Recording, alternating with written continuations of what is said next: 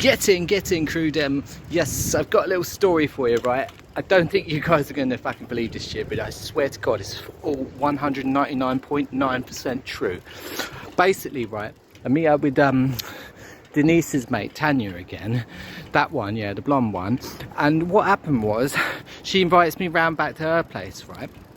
And I'm thinking, oh no, this is only going to lead to bullshit. She's trouble, right? But I think, yeah, fuck it. So we end up going back to hers, and she's like, she's got this weird like brown powder shite, and she's like, you want to do a bong of this? It's like fucking Space Mantis hash. And I'm like, oh, for fuck's sake.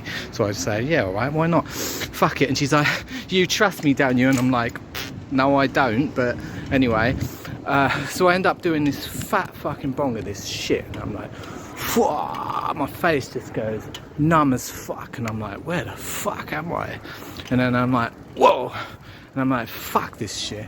So I end up like fucking leaving her place, and I'm like walking around on the street, and I see a fucking Beamer, and it's got the keys still in it. I'm like, oh my God, you don't get an opportunity like this normally. So I'm like, fuck it, as long as I bring it back and I don't crash it, I'm just gonna fucking have a little cruise around the block in it. So I end up like going for a little drive, right? And you'll never guess who I fucking saw. My fucking PE teacher from fucking high school is walking down the street, and he's wearing a fucking thong. He's got high heel boots on. He's got like a fucking corset and all this bondage shit on. I'm like, what the fuck are you doing? So he's like, he ended up spotting me, and he recognised me, and he's like, mate, can you pick me up? And I'm like, fuck's sake, all right then. So I stop, and he's like, look, my taxi driver just kicked me out. Do you mind giving me a lift to this party I'm going to? And I'm like, yeah, all right, why not? So we end up he's like in the side seat of the car, and he's like, do you mind if I rack up a few lines? And I'm like, yes, mate, go for it. So he puts out this fucking Coke, and he gets out these weird fucking pills, and he says they're Raptor pills, and they're like green and fucking pink, and he's crushing them up and making big old lines out of them. He's like, you want some? And I'm like, yeah, all right. So I end up doing like, I don't know, something like a couple of lines of them fucking shitty shite things, and then we end up going to that party, right? And he's like, mate, be honest, do you want to come into this party? I'm like, yeah, all right. So I end up waiting outside the queue, and he gives me this weird little gold coin, and he says, you'll need that later. And I'm like, what the fuck is this guy on about? So we go into this weird little dungeony kind of club, right? And it's like a fucking gay sex party club, and I haven't got really a problem with that. So I end up like banging about, I think I'm like having like a fivesome with these four blokes, and then, you know, they're all taking turns on my, you know what, and then, it's pretty good fun, right? And I'm there for like 3 or 4 hours, totally going for it. And then after a little while, Mr. Midgley, my old fucking PE teacher, who I haven't seen for 20 years up till tonight, he's like, you want to take this party to the next level? And I'm like, all right, what the fuck is he on about? So he's like, come with me to the back room. And I'm like, I don't know, mate. And he's like, I've already had enough, I've been banging these 4 blokes all night. And he's like, no, mate, it's not that. And I'm like, okay, whatever the fuck it is, I'm coming with you. Just leave it out. And then so we go through to the other room, and guess what? My old fucking headmaster of my high school, Mr. Roberts, there and he's fucking chained up in a fucking weird little, like, chained up in chains with a fucking collar on, and he can't fucking move. And Mr. Midgley turns around and said to me, you want to take this shit further? And then he points to this fucking table, and it's got a fucking chainsaw and a fucking samurai sword there. And then he says, look, I want you to fucking kill him. And I'm like, no fucking way am I doing that. That's way too much. He's like, fucking kill him. And I'm like, no, I ain't gonna fucking do that.